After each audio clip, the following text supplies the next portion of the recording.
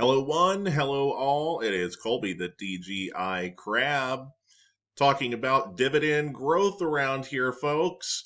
This is why we are dividend growth investors, DGI. The G is such a major component of why dividend investing is such an effective tool for early retirement, for comfortable retirement, and for really not having to worry much about what the heck is going on in the overall stock market.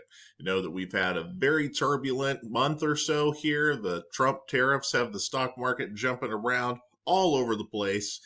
Plenty of fear, plenty of chaos, lots and lots of speculation, maybe even more so than usual.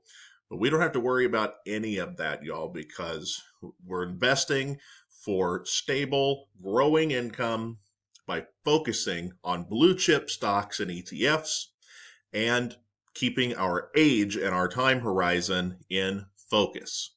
For anyone who is new, the whole thesis of this channel is covering 60 high-quality dividend growth stocks with a long, stable track record of increasing their dividends year over year, good wide moats, and just plenty of history and stability.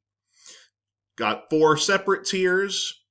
Tier 1 for the young folks, low dividend yield starting out, very high dividend growth, all the way up to Tier 4 for the older investors who need the higher starting yield right now, but don't want to completely sacrifice growth altogether. So there were 3 dividend increases for these 60 stocks in the month of March. You can see them listed here: Realty Income, American Tower, and JP Morgan Chase. 2 of these are REITs, real estate investment trusts. There are only 4 real estate investment trusts in my list of 60.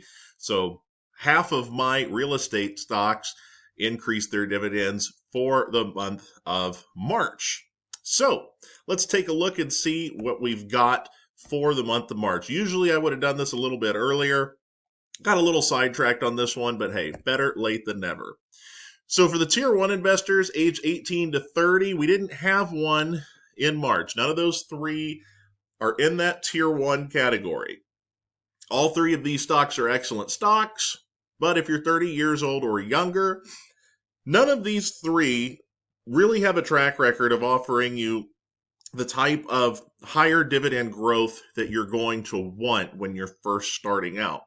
And especially because 2 of these, as I said, are REITs, real estate investment trusts. The dividends they pay out are not as tax advantageous as the non-real estate stocks that I have in that group of 60. So not any good news to report to you younger investors for the dividend increases this month. But don't worry, I'm sure in the coming months we're going to see plenty of nice fat increases from the stocks in that Tier 1 group. So for Tier 2, the age 31 to 41-year-old investors, that's where JP Morgan falls. So JP Morgan has increased their quarterly dividend from $1.25 to $1.40. This represents a 12% dividend increase for the largest bank in the world. Excellent dividend increase here for the age 31 to 41 Tier 2 folks. The group of stocks in Tier 2, what I'm looking for in this category for this age range of investor is typically a starting yield when you're purchasing in the high 2% up to the high 3%. Some of the stocks in that category, as I'm going to go over in my video tomorrow, are even yielding above 4%, but that's a story for another video. Generally, what we want out of this group and in this tier is to get high single-digit dividend increases. So 7 to 9% is sort of that expected sweet spot for the overall group. And JP Morgan is doing more than their fair share of making sure that that average increase for the whole group is going to do pretty nicely this year. 12% banger. JP Morgan stock has done very, very well over the last year, year and a half. So congratulations to the JP Morgan shareholders. For Tier 3, age 42 to 53-year-old investors, that's where American Tower, stock ticker AMT, comes into play. American Tower has increased their quarterly dividend from 100 or 162 cents, $1.62 to $1.70, which is a 4.94% dividend increase. Now, I'm going to talk a little bit more about American Tower and what they've done in the past with their dividend increases. But if this is the only increase that we see for the rest of the year, this is a pretty solid increase overall. The tier 3 category, we want to get a little bit higher starting yield than that tier 2 category. We're like high 3% up into the 4%. Pretty consistently. The dividend growth, maybe not quite as fast. We're looking for like 5 to 7% typically out of this particular group. American Tower is going to just about hit that mark with this increase. But like I said, we're going to do a little deeper dive on all three of these here in just a moment. And then finally, tier 4, the age 54 and older crowd. These are the ones that want the higher starting yield. We want to get probably at least 5% starting yield, if not more, especially when you're trying to finish off that portfolio to retirement. You don't have as many years in the market to take advantage of those really high dividend increases that you would get out of the tier 1, tier 2 stocks. So focusing on stuff like Realty Income, stock ticker O, can be a really good idea. Now, Realty Income, as most of you out there probably know already, is a monthly dividend payer, not a quarterly. So they've gone from paying 26.8 cents per share per month to 26.85 cents per month, which represents just a 0.19% increase. But if you're a Realty Income shareholder, you know that this is not the only increase that you can expect from them out of 2025. So we're going to take a quick look at all three of these here on Seeking Alpha. We'll start with JP Morgan, currently trading at $236.20. This right now is the most overvalued stock in my group of tier 2 stocks. They have a 14-year dividend growth streak going for them, a 5-year dividend growth rate that averages 7.61%. So that's right in line with where I want those tier 2 investors to be getting their dividend growth. And if we look back at their growth history here, and this is dividend growth history, we can see that in 2024, they also did a great job growing that dividend. They got us 13.5% dividend increase in 2024. So you got 12% this year, 13.5% last year. JP Morgan really kicking butt with those increases.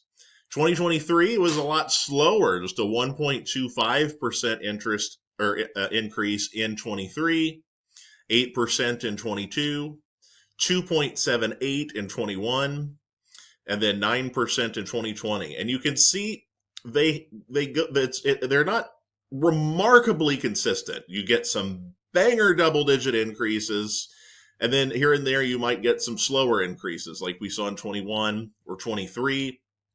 As I showed you, it all kind of averages out in the wash to be around 7% or so. Really nice history here with JP Morgan. And when financial times are good, you can certainly expect excellent dividend increases out of JP Morgan. The only bad stretch they had was back in the financial crisis. Lots of great stocks cut their dividends back then. JP Morgan recovered pretty nicely from that over the next few years and got right back on track to paying out more and more dividends. The 14-year increase streak is one of the shorter dividend increase streaks among all of the stocks that I focus on this channel. But when you're the largest bank in the world, you kind of got a good reason, as far as I'm concerned, to be on my list of stocks. Now, if we go to American Tower, this is an interesting one here, you guys. For those of you that aren't aware of how American Tower does things, well, first we'll look at the dividend growth here.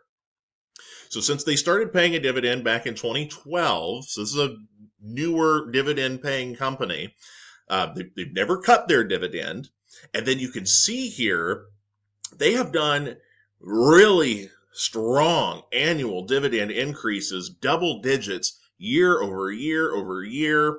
And then in 2024, a remarkably disappointing dividend increase of just 0.47%. So let's look at the breakdown of what American Tower has historically done with their dividends, because and we're going to go to dividend history to look at the history of payments that they've done. This one is really interesting, you guys. So I'm going to go back here a few years. You can see here what they typically do is they pay every quarter. And what they typically do is they do a dividend increase every single quarter.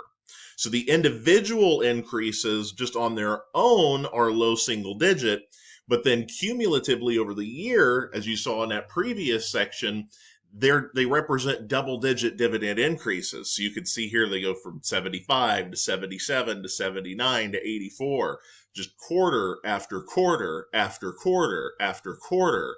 The dividend continues to go up, up, up.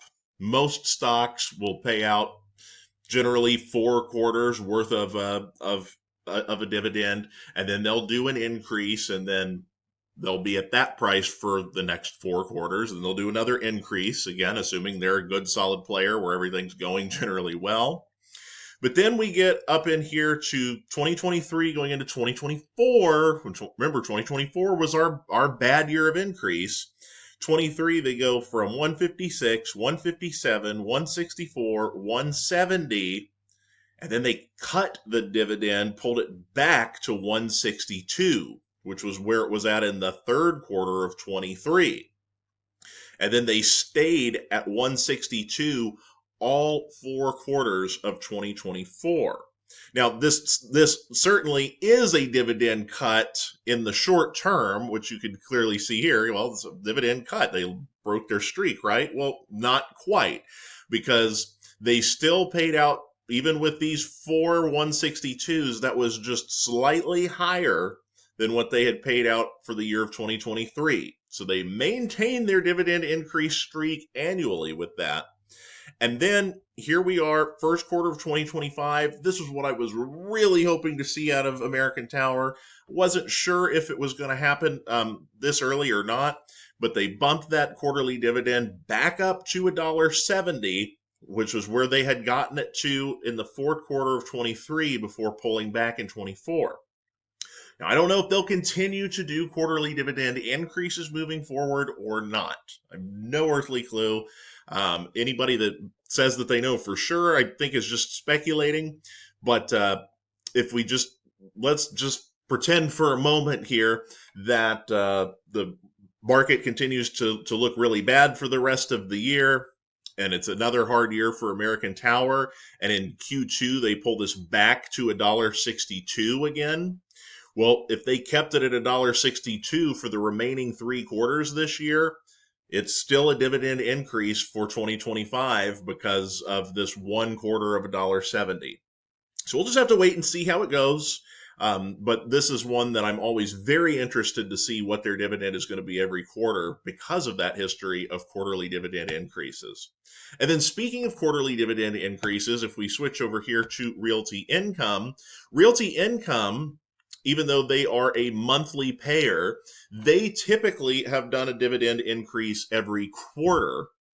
And as you saw with this last one, it was just a tiny little increase of 0.19%, barely even registers, even if you have a pretty strong position in Realty Income where it's paying you out a lot of money every month.